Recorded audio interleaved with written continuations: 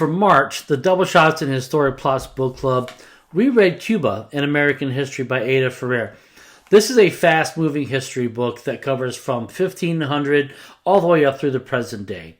This book just shows just how intertwined the Cuban history and American history are, but also our economies. And I'm going to give you a couple examples. During the American Revolution, Cuba sent soldiers here to help fight for the American Revolution on our side. Obviously, Spain and England were not on best of terms, so that was a good benefit for them. There was the more shady side of the slave trade that benefited not only Cuba, but also the slave states in the United States during the 1800s. There was a lot of volatility that happened in Cuba, that there were many different revolutions. Some were small, some were large. I want to talk about two real quick. One was in the late 1800s, and Cuba was trying to get its independence from Spain. And during that time, we had the sinking of the Maine that happened there at the harbor in Cuba. And that brought in the United States, which brought us much, much closer together. The other one was in the 1940s.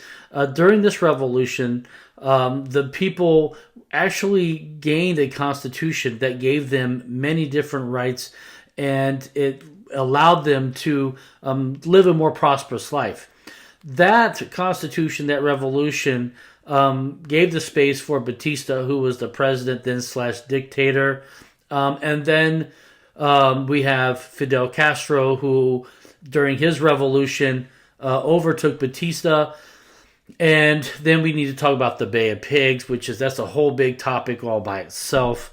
And then we have up and through the late 1900s, and then we go into the 2000s, and we have Barack Obama coming into Cuba giving the "We Are American" speech, which was a great speech, and he opened up the borders, so allows the Americans to come into Cuba, and lifted a lot of different restrictions.